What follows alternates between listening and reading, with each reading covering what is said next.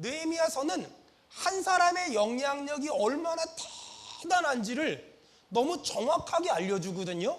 그래서 한 사람이 믿음으로 돌아오면 그 사람은 가정도 살리고 교회도 살리고 직장도 살리고 사업도 살릴 수 있지만, 한 사람이 무너지면 그 사람 때문에 이 사람도 죽고 저 사람도 죽을 수 있다. 이것이 느헤미야가 하는, 우리에게 주는 아주 중요한 메시지예요. 여러분, 오늘 느헤미야를 제가 한번 설교하고 오늘 두 번째 이제 다시 한번 어게인 느헤미야에서 설교하고 있는데, 아마 제가 느헤미야를 연달아 가면서 두 번씩 설교할 일은 거의 없을 것 같아요. 이 말씀 들으면서 여러분, 우리 결단해야 돼요. 주여, 내가 이 시대에 느헤미야 같은 사람이 돼서 나 때문에 가정이 살아나고, 나 때문에 교회가 살아나고, 나 때문에 직장이 살아나고, 나 때문에 지역이 살아나고, 나 때문에 내 나라가 살아나게 도와주시옵소서. 아멘. 다시 한번 말씀드릴게요. 볼륨 조금만 더요. 느헤미야가 이스라엘에 돌아와서 예루살렘 성벽을 재건합시다 라고 얘기했더니, 다른 나라에 포로로 갔다 온 사람들이 동참한 것이 아니라 원래 살고 있었던 원주민들이 동참하기 시작했어요. 여러분, 신기하지 않아요?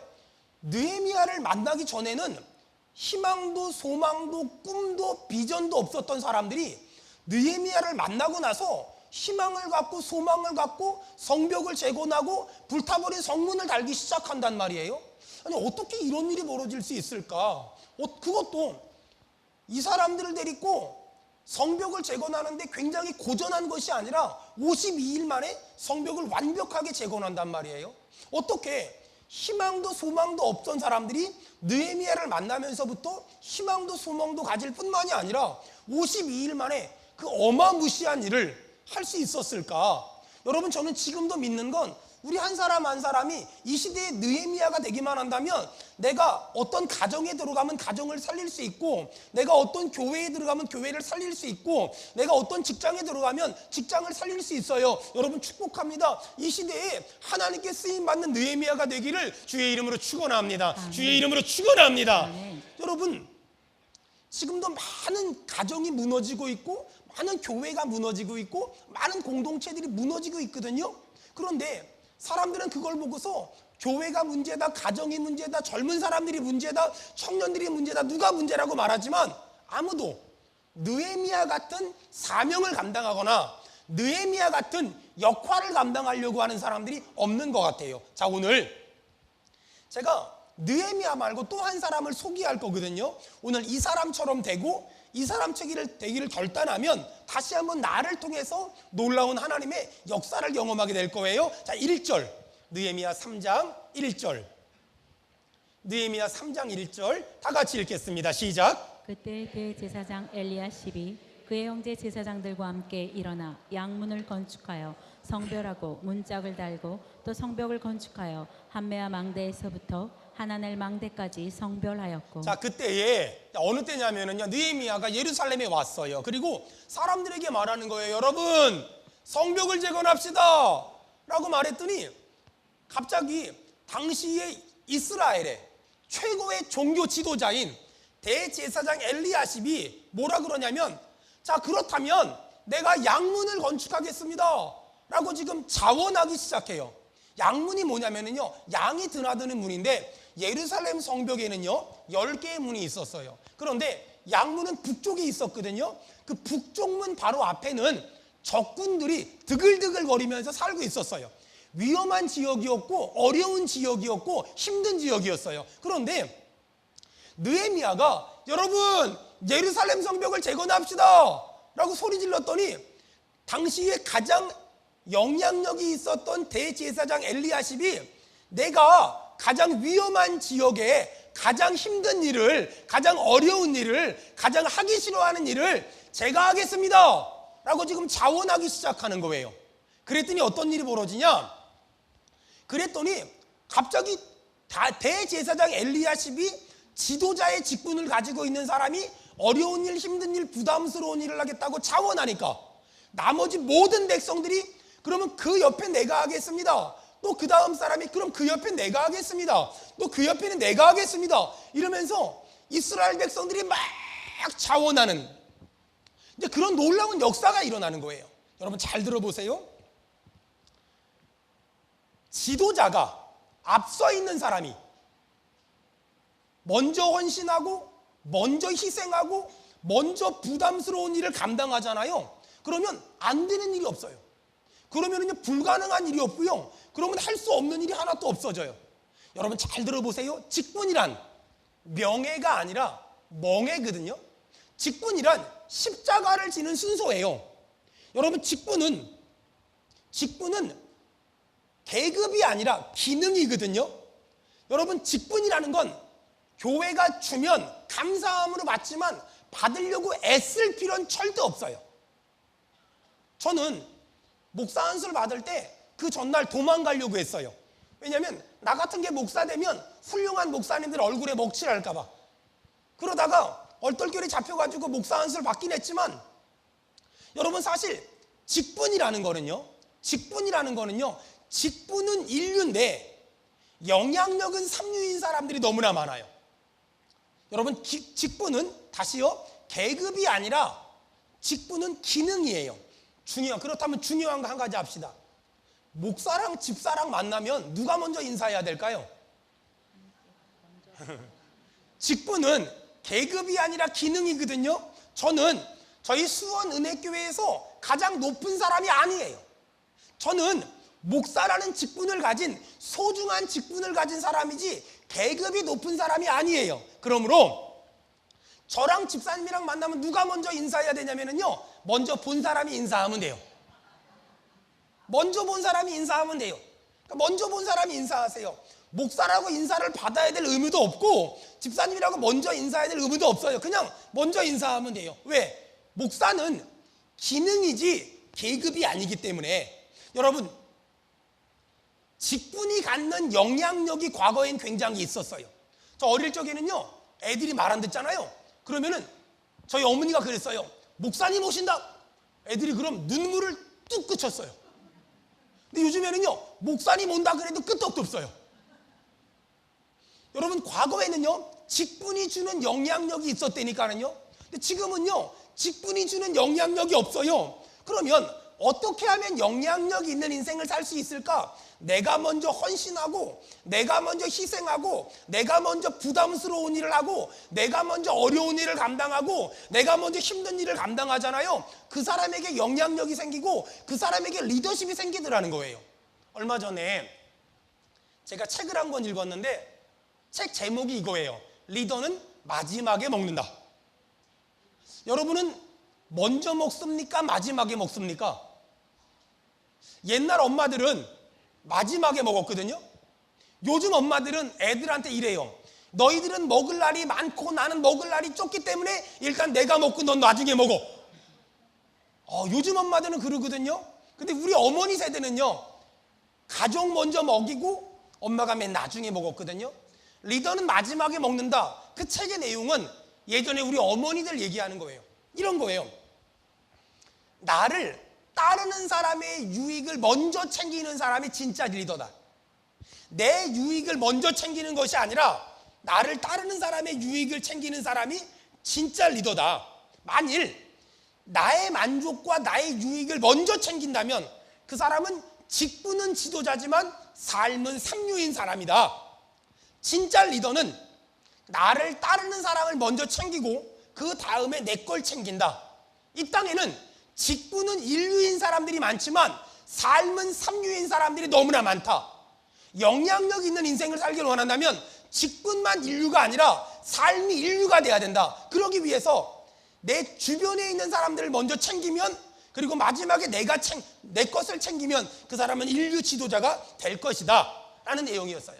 여러분 오늘 느헤미야 3장 1절에 대제사장 엘리야십이 가장 힘들고 가장 어렵고 가장 부담스러운 양문을 내가 건축하겠습니다라고 말하는 거예요.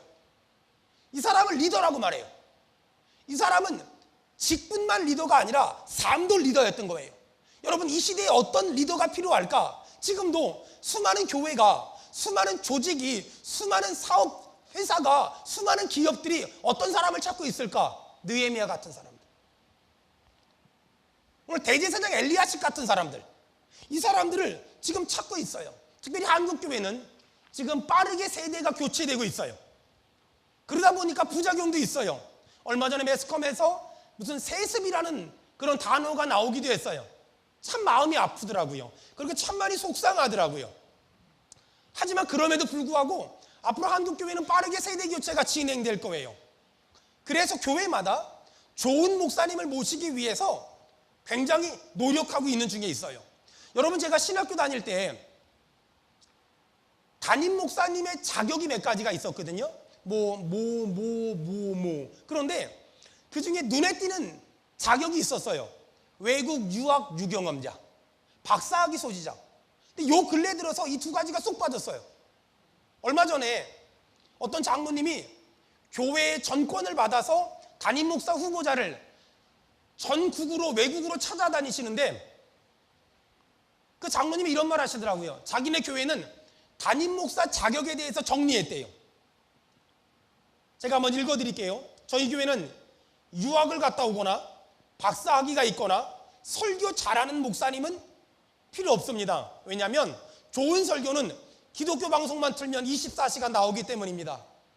우리 교회에 정말 필요한 목사님은 설교한 대로 사는 목사님, 최소한 설교한 대로 살려고 몸부림치는 목사님, 그리고 성도들을 끔찍이 아껴주는 목사님, 그런 목사님을 저는 찾고 있습니다. 제가 그 말을 듣고 가만히 기도하는데 그런 사람이 누굴까? 오늘 우리가 느헤미야를 묵상하잖아요. 느헤미야 같은 사람. 이 사람은 페르시아의 술 맡은 관원장이었잖아요. 그런데 편안하게 살고 있었고 평범하게 살고 있었어요. 예루살렘이 망했다는 이야기를 듣고 자신의 안락한 생활을 포기하고 예루살렘에 가서 무너진 성벽을 재건하겠다고 헌신하고 희생한 사람. 여러분, 지금 대제사장 엘리야십, 이 사람은 당시 종교 지도자였어요. 꼭 위험한 곳에 가서, 어려운 곳에 가서, 또 부담스러운 곳에 가서 양문을 건축하지 않아도 그냥 존경받으며 살 수 있는 그런 직분을 가진 사람이었어요. 그럼에도 불구하고 이 사람이 자원해요. 내가 가장 위험한 곳에 가서, 가장 어려운 곳에 가서 가장 힘든 일을 해내겠습니다.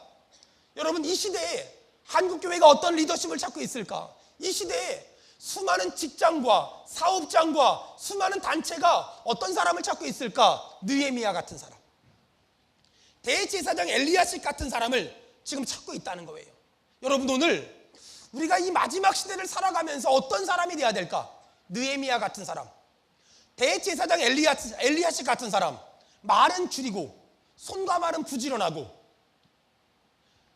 말이 많고 손과 발이 느리면 존재감이 없어요. 그런데 말을 줄이고 손과 발이 부지런하면 영향력이 극대화될 수 있어요. 전 우리 교회에 느헤미야 같은 사람들이 일어나길 바라며 대제사장 엘리야십 같은 사람들이 일어나기를 축원합니다. 주의 이름으로 축원합니다. 아멘. 여러분, 저희 교회는 지금 제자훈련을 계속 하고 있거든요. 주일 2팀, 화요일 1팀, 수요일 1팀, 목요일 1팀, 금요일 1팀. 어떤 분이 그래요. 목사님, 제자훈련은 소수의 사람들하고 훈련을 받는 건데 이 많은 사람들이 예비하는 우리 교회가 그런 사역들이 필요합니까? 맞아요. 안 한다고 우리 교회는 문제될 게 아무것도 없어요. 우린 그런 거 안 해도 점점 더 부흥될 자신이 있어요. 근데 왜 우리 교회가 제자훈련을 할까? 여러분, 교인이 500명에서 1000명이 되고 1000명에서 2000명이 됐어요. 사람들은 와, 우리 교회 부흥했다. 여러분, 예수님은 교회에 사람이 많아지는 걸 원치 않고 교회에 제자가 많아지는 걸 원하세요. 우리 인정하는 사람 아멘 합시다. 아멘. 예수님은 교회에 사람이 많아지는 걸 원하는 것이 아니라 교회에 제자가 많아지길 원하세요. 그래서 저는 늘 하나님한테 기도하는 건, 주님, 교인이 1000명에서 2000명 되는 것보다 더 중요한 건, 주님, 우리 교회에 베드로 같은 사람들이 점점 많아지게 하시며, 바울 같은 사람들이 점점 많아지게 하시며, 빌립 같은 사람들이 점점 많아지게 하시며, 예수님 닮은 사람들이 점점 많아지게 도와주시옵소서. 아멘. 이것이 제 간절한 기도 제목이고 제 간절한 꿈이고 비전이에요. 저는 지금 저희 교회 부교육자들을 데리고도 제자 훈련하고 있거든요. 우리 평신도들하고 똑같이 제자훈련해요. 성경 읽히고 생활과제 내주고 독서과제 내주고 숙제 내주고 그러면서 똑같이 제자훈련해요. 똑바로 안 해오면 간식 싸우고 똑바로 안 해오면 벌금 내기 하고. 그런데 제가 우리 부교육자들 제자훈련하면서 가장 많이 강조하는 게 뭐냐면 설교하기 위해서 성경을 읽지 말고 내 영혼을 위해서 성경을 읽어야 된다. 설교하기 위해서 설교 읽으면 싹군이고 내 영혼을 위해 성경을 읽어야 진짜 목사가 될 수 있다라고 말해요. 여러분, 저는 우리 교회를 더 큰 교회 만드는 것, 그건 제 영역이 아니라 주님의 영역이에요. 저는 딱 한 가지, 더 예수님 닮기 위해 몸부림칠 거예요. 여러분도 예수님 닮기 위한 몸부림이 회복되기를 주의 이름으로 축원합니다. 주의 이름으로 축원합니다. 보세요. 목사는 좋은 일하고 편한 일하고 쉬운 일하면서 성도들 보고 여러분 힘든 일 좀 합시다. 어려운 일 좀 합시다. 부담스러운 일 좀 합시다. 제가요 목회를 해보니까는요 요즘 사람들이 보통 사람들이 아니라 목사가 그렇게 편하고 쉽게 하면서 성도들한테 힘들고 어려운 일 하라고 말하면 한 명도 안 따라와요. 무서운 사람들이거든요, 요즘 사람들이. 근데 여러분 제가요 대제사장 엘리야십처럼요 저 북쪽에요 나쁜 놈들이 드글드글하는 곳에 가서요 양문을 재건할 테니까는요 제가 제일 힘든 일하고요 제가 제일 어려운 일하고요 제가 제일 부담스러운 일 할 테니까는요 여러분 제가 제일 힘들고 어렵고 부담스러운 일 할 테니까 여러분 그 옆에 조금 덜 힘든 일 그 옆에 조금 덜 힘든 일 여러분 그걸 감당해 주세요 라고 말하면 성도들이 따라와요. 여러분 하나님의 일은 그렇게 하는 거예요. 나는 편한 일 하면서 너보고 힘든 일 하라고 말하면 아무도 안 따라오지만 내가 제일 힘들고 제일 어렵고 제일 부담스러운 일 할 테니까 여러분 저 좀 믿고 여러분은 덜 힘든 일, 덜 아픈 일, 덜 부담스러운 일 그것 좀 해주세요. 그것 좀 해주세요 라고 말하면 따라와요. 지금 느헤미야가 예루살렘에 있는 사람들에게 여러분 예루살렘 성벽 재건합시다 그랬더니 대제사장 엘리야십이 가장 힘들고 어렵고 부담스러운 일은 제가 하겠습니다 라고 고백해요. 야, 그리고 나니까 어떤 일이 벌어졌냐? 여러분 성경 봐봐요. 느헤미야 3장 2절.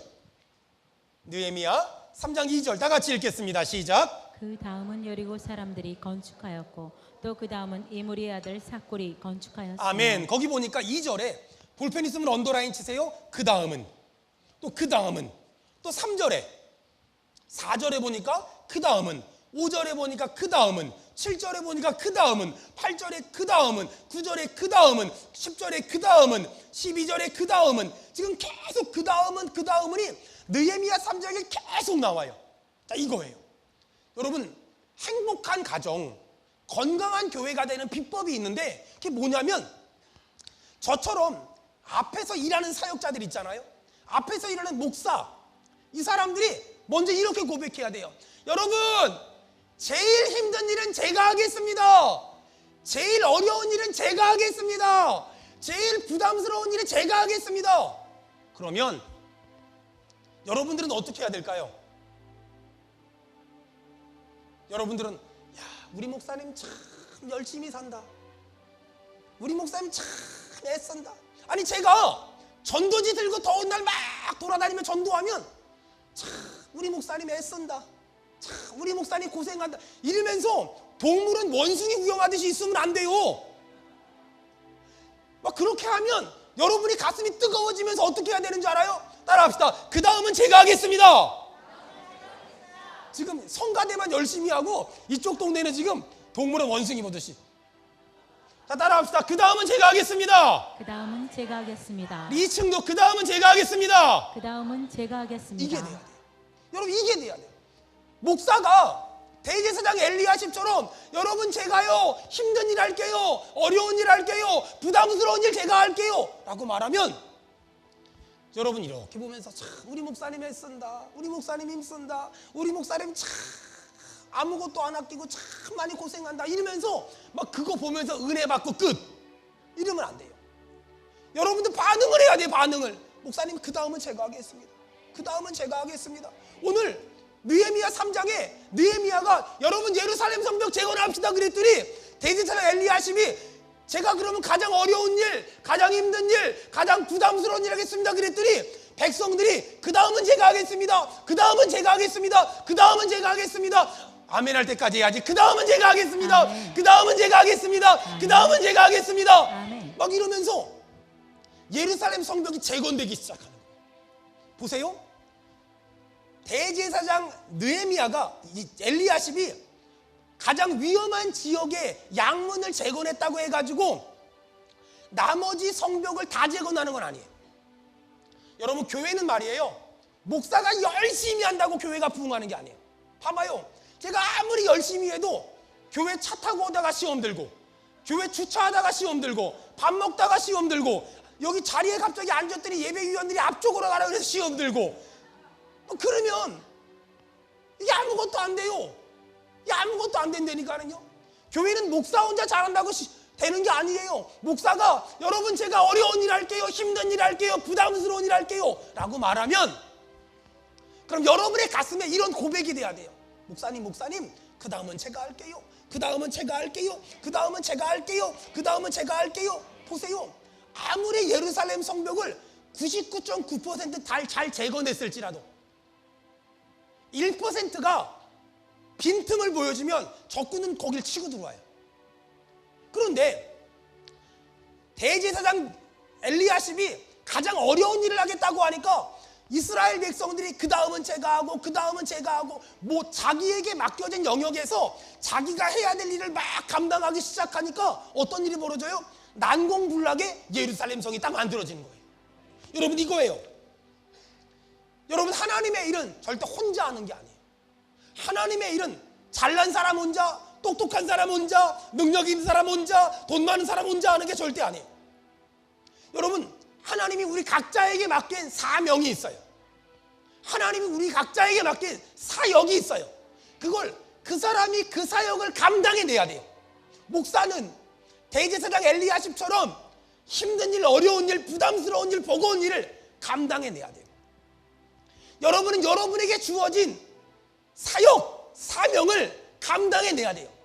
어떤 사람은 안내 한 번, 어떤 사람은 대표기도 한 번, 어떤 사람은 청소 한 번, 어떤 사람은 인사하는 거 한 번, 어떤 사람은 설거지 한 번, 어떤 사람은 차량 운행 한 번, 어떤 사람은 주차 관리 한 번. 그 한 번이 너무 작은 것 같잖아요. 하지만 예루살렘 성벽이 아무리 완벽하게 완공됐을지라도 0.001%의 허점만 보이면 적군들은 비집고 들어와요. 교회도 마찬가지예요. 아무리 이 사람이 잘하고 이 사람이 잘하고 이 사람이 잘하고 이 사람이 잘해도 어떤 한 사람이 허점을 보이면 적군은 거기를 비집고 들어와서 예루살렘 성벽을 함락할 수밖에 없어요. 작은 일을 작다 하지 마세요. 작은 일에 최선을 다하세요. 하나님이 큰 일을 맡길 줄로 믿습니다. 아멘. 제 제자 하나가 우리나라 좀 대형 병원에서 간호사 일을 하는데 한 번은 응급실에서 근무를 하는데 응급콜이 왔대요. 가보니까 병원에 오랫동안 입원하셨던 환자분이 응급콜을 했대요. 놀래가지고 왜 그러시냐고. 그랬더니 사과 좀 깎아달라고. 좀 화가 나더래요. 피곤한데. 그래서 보호자 보고 깎아달라 그러면 안 되냐고 퉁명스럽게 물어봤대요. 그랬더니 보호자가 지금 잠자고 있으니까 미안한데 좀 깎아달라고. 그런 걸 시키는 게 굉장히 화가 나더래요. 그래서 무 깎듯이 대충 이렇게 깎아가지고 줬대요. 그걸 갔대요. 그러고 나서 쉬었다가 다시 출근을 며칠 만에 했는데 돌아가셨더래요.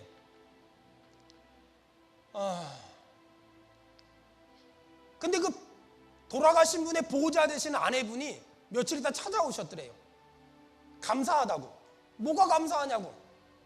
그날이 그 사과 깎아주신 날이 저희 부부가 결혼한 결혼 기념일이었는데 남편이 암으로 투병을 오랫동안 해서 손에 힘이 하나도 없어서 사과를 못 깎는데 아내 되는 분이 사과를 너무 좋아하는 걸 알고 사과를 한번 깎아주고 싶었는데 깎아줄 수 없어서 간호사님한테 부탁했는데 거절하지 않고 깎아줘서 너무 고맙다고. 너무 고맙다고. 너무 고맙다고.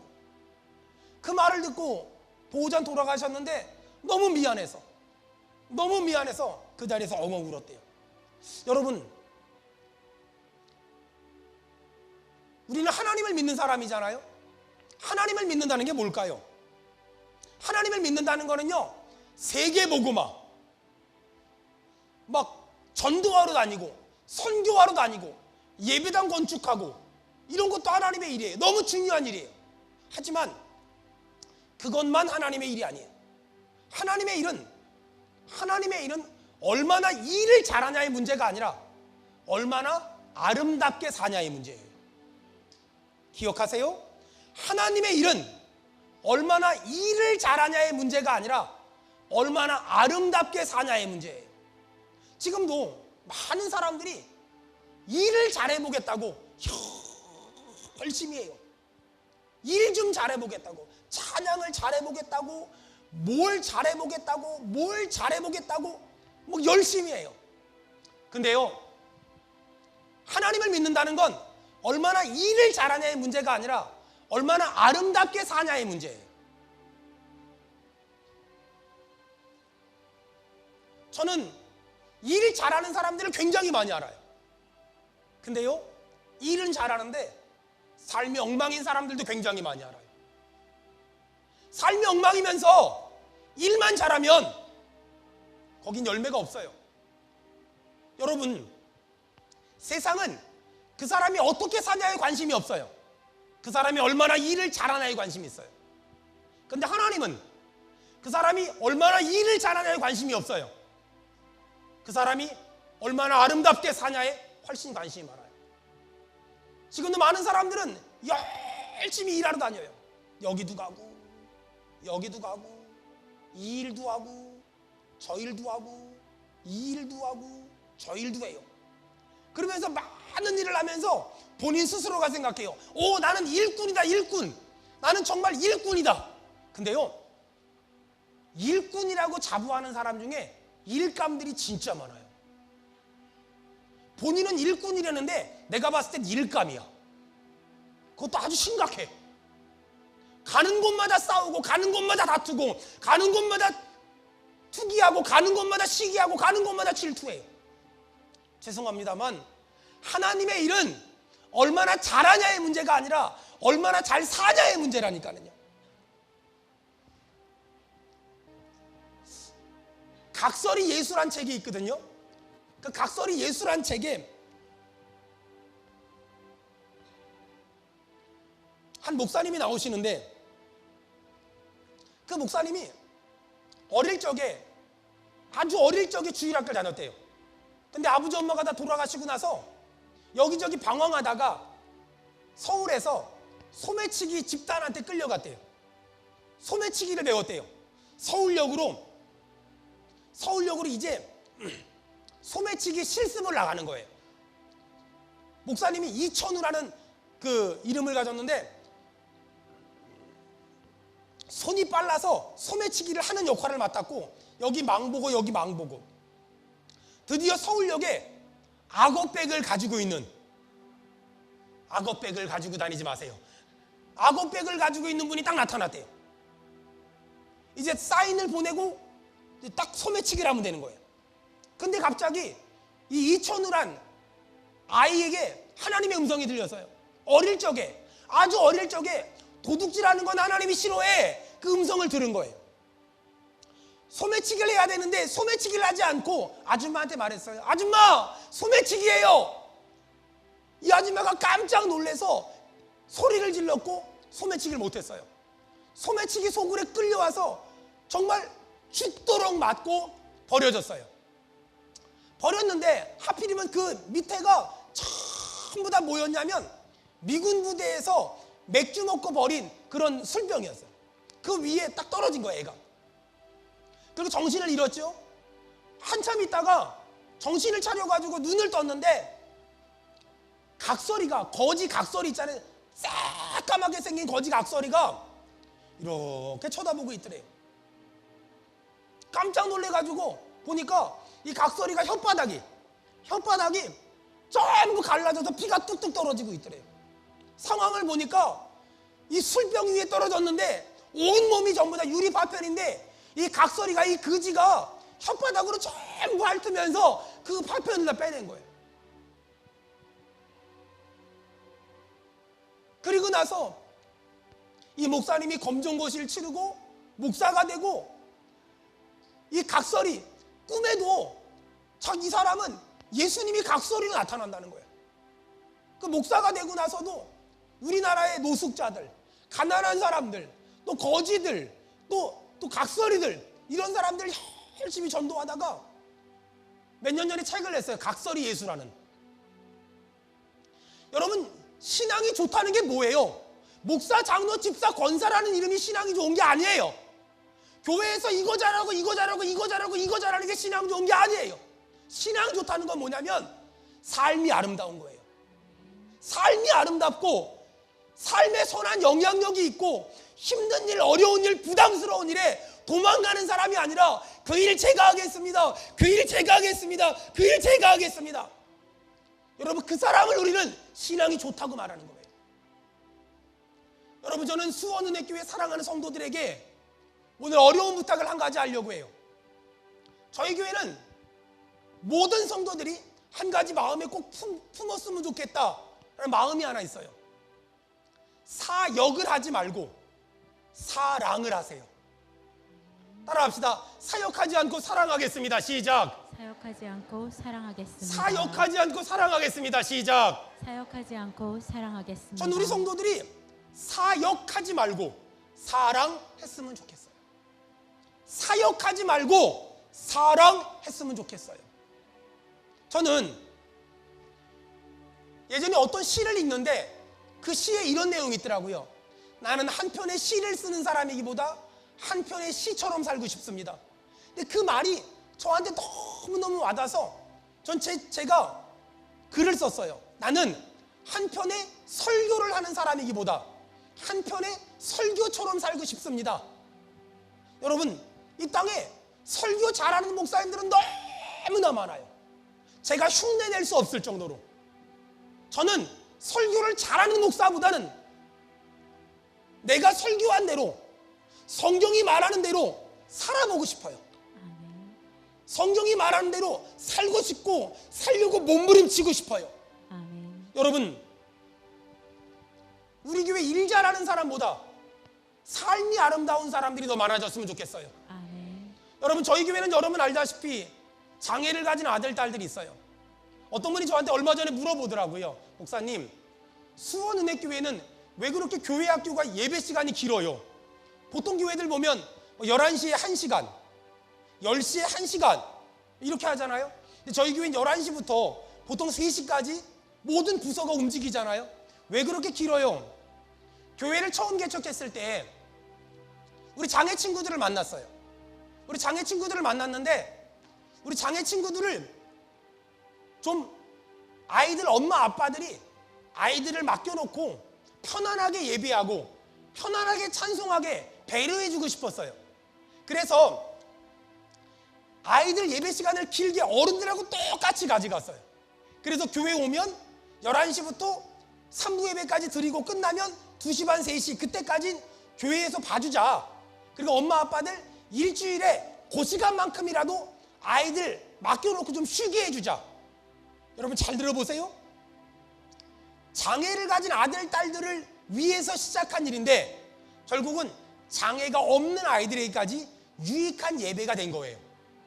어떤 사람들은 이래요. 목사님은 왜 장애를 가진 사람들에 대해서만 얘기를 자주 합니까? 왜 그러는 줄 아세요? 장애를 가진 사람들에 대해서 얘기를 자주 한다는 건 장애가 없는 사람들은 배려하지 않는 게 아니에요. 장애를 가진 사람들을 배려한다는 건 장애가 없는 사람들에겐 장애가 있는 사람을 배려하는 건 장애가 없는 사람을 무시하는 것이 아니라 장애가 없는 사람은 더 배려할 수 있는 교회가 된다는 걸 의미하는 거예요. 이렇게 생각하면 돼요. 우리가 운전할 때 오토차 있지요. 여러분 원래 오토차는 장애인용 차였어요.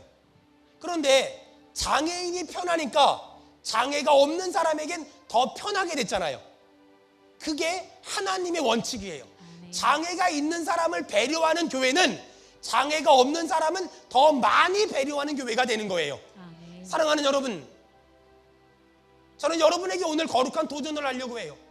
여러분 혹시 와, 우리 목사님 정말 열심히 한다, 우리 목사님 정말 애쓴다, 대단하다, 끝나면 안 돼요. 대제사장 엘리야십이 어려운 성문을, 부담스러운 일을, 힘든 일을 내가 하겠습니다 라고 말했더니 이스라엘 사람들이 그 다음은 제가 할게요, 그 다음은 제가 할게요, 그 다음은 제가 할게요 라고 자원하기 시작했어요. 여러분, 저는 대제사장 엘리야십처럼 살아왔고 살고 있고 살려고 몸부림칠 거예요. 이제 나머지 몫은 여러분에게요. 여러분이 목사님 그 다음은 제가 할게요, 그 다음은 제가 할게요, 그 다음은 제가 할게요, 아멘. 그 다음은 제가 할게요, 아멘. 그 다음은 제가 할게요, 아멘. 그 다음은 제가 할게요. 아멘. 여러분, 예배드리고 헌금하는 거 외에 할 줄 아는 게 아무것도 없는 사람들 되지 마세요. 작은 일이라도, 작은 섬김이라도, 작은 희생이라도, 작은 헌신이라도 여러분이 감당해야 될 몫을 감당하세요. 그래서 교회가 더 행복해지고, 교회가 더 건강해지고, 교회가 더 연약한 사람들을 보듬어 안을 수 있다면 저는 죽어서 가는 천국이 아닌 우리 교회 안에서 천국을 경험하는 공동체가 될 줄 믿습니다.